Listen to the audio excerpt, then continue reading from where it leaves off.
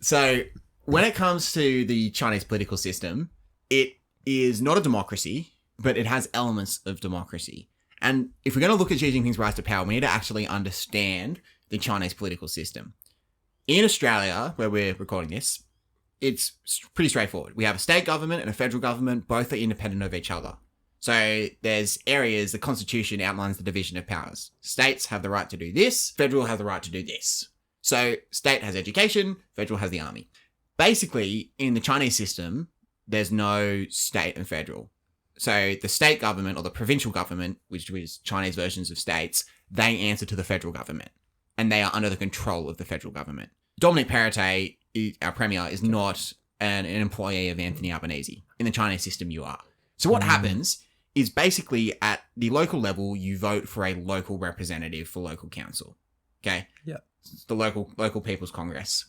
That person elects someone to be a representative at the city congress or the town area. So town or city, that is represented by another person.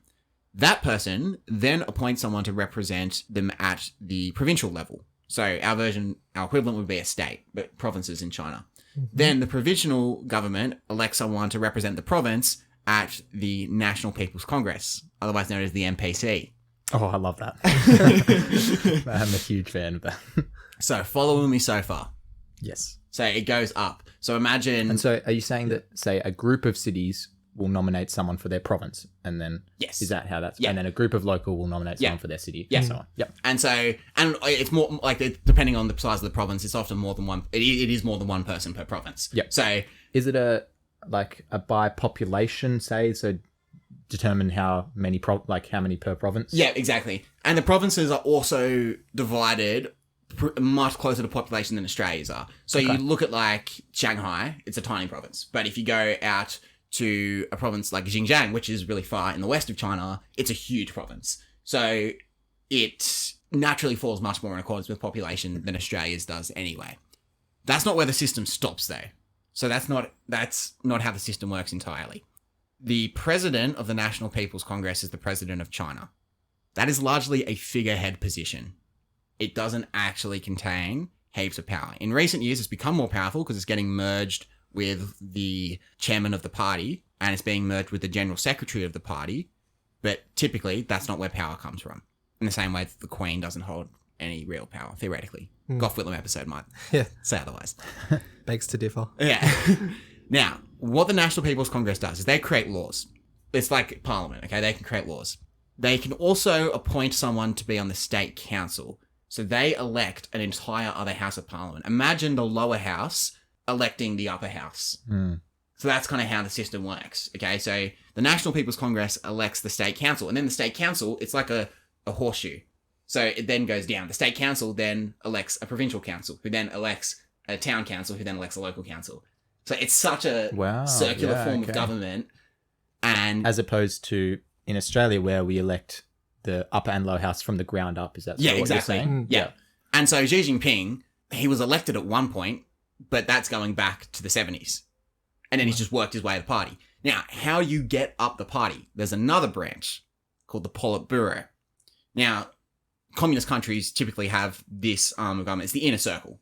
Mm-hmm. So basically, the state council, who's elected by the National People's Congress, if you are listening and you're struggling here, I do have a video on it where I have a diagram to work you through the process. So just look up how does China's political system work. It's one of the search results there. Basically, what happens is the state council elects a Politburo, 25 people. Within that 25, there's another inner circle called the Politburo Standing Committee. That's the inner 7. And so basically, right, at the top of that is the general secretary of the party. Such a convoluted system. There's democratic elements, but it's not a democracy. And that's really important. So we need to think, well, how did Xi Jinping, firstly, if we're going to look at how he consolidated power in the last 10 years, how did he go from the local rep to being number 1 in the Politburo? That's quite a rise. Now, the Politburo's got another function. They're the ones who are in charge of key appointments. So if PY is in the province of Hebei and he's kicking goals, like he's reduced the carbon footprint of that city, he's boosted GDP per capita, crime rate's gone down massively, like they kind of use a lot of KPIs in their decision-making process, then PY gets a promotion to be the governor, well, the general secretary, but if we were to use an American term governor, an Australian term premier, PY then gets to be the premier of Shanghai, and he gets a promotion to a better province. And so China looks at America like, what the heck? There is no way. Firstly, Trump would never have made it to the top office in China because it requires heaps of public service too. Secondly, Obama wouldn't have made it to the top of China. Obama was a senator for like 1 term or 2 terms, something really short. And so you've got to work your way for like 30 years to get to the top job in China. Meet your KPIs. Yeah. Yeah. And have a pretty strong LinkedIn game as well to Work a room. be able to get to the top. So that was basically the blueprint of how to get to the top. It didn't start like that. Initially, Mao was just the revolutionary leader.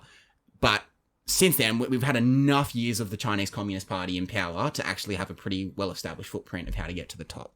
So the final post you get before becoming the chairman of the party or the general secretary of the party is chairman of the military commission. That's the last cabinet post that you get before becoming the leader, typically. So how did Xi Jinping get to the top? Well, his parents, or his dad, was actually exiled by Mao during the Cultural Revolution.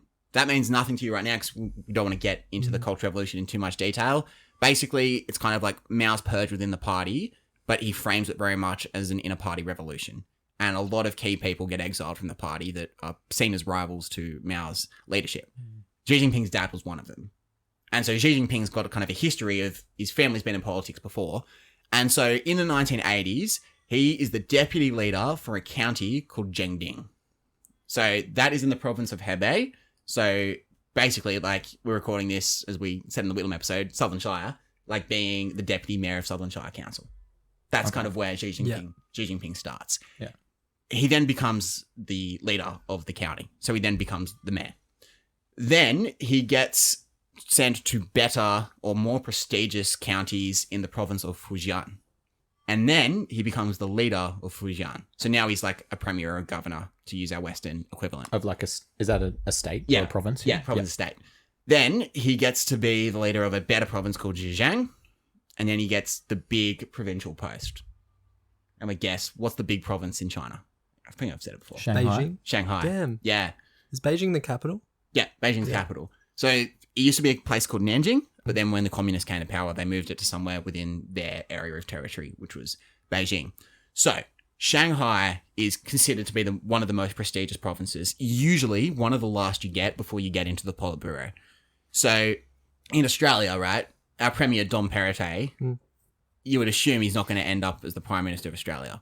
Maybe, actually, did you hear that Liberal Party's thinking of running Gladys in a federal seat. Bold. So Gladys is going to ruin my analogy here if she does end up getting a federal seat. And John Barilaro wanted a federal seat at one point. I think he was going to leave. But basically, you work your way through the state system or through the provinces, and then you get to the top job. So he is the leader of Shanghai in 2007, and then he gets straight into the Politburo. So he barely gets time to govern Shanghai. The guys that came before him, so particularly a guy called Jiang Zemin, he was 2 before Xi Jinping. He was also the leader of Shanghai. It's kind of seen as a rite of passage before going on to be the leader, or being in the Politburo at least. So he gets into the Politburo, top 25. He can work a room. And so from 2007 to 2012, Xi Jinping rose to be in the top job. Wow. So he's, again, made alliances. He has numbers. In the Chinese Communist Party Politburo, there's basically a huge division. So Xi Jinping is seen as a Puritan. So he wants to go closer, not entirely, but wants to move more in the direction of Mao. It's like, we've lost our ideological integrity. We've kind of sold out. And then you've got the reformists. And the reformists are people who want economic growth and move more in a model of capitalism. And so basically there's huge factional divide in the party. Hu Jintao, who's the leader of China from 2003, it's kind of murky area. Jiang Zemin slowly hands over control to him, but definitely from 2004 onwards, from 2004 to 2012, he is seen as being in the reformists faction. Eventually, that faction doesn't have the numbers. So Hu Jintao, they serve 2-year terms, theoretically, as the leader of China. At the end of his 2 years, he wanted to give it over to another guy, but basically, in a factional dispute, Xi Jinping won, and Xi Jinping became the leader of China. He had the numbers. So he was given chairman of the military commission, and so he was appointed general secretary of the party in 2012, and then he became the president of China in 2013. And it's at that point that Xi Jinping becomes the leader of China. So you mentioned before the president, is that the same role that you said the president was a bit tokenistic? Yeah. So, but he's also the general secretary or the chairman of, which one was he, sorry? Yeah, so he's both. So General Secretary is the one that actually has power. So imagine the Queen also being Prime Minister. Or sorry, Yeah. the King being Prime Minister, I should say. So imagine Charles being Prime Minister. His powers would come from being Prime Minister, not being King. Yeah. But King is the figurehead title of the nation. And so that's kind of what happened with Xi Jinping. Yep. And from Deng Xiaoping onwards, the two posts were merged into one.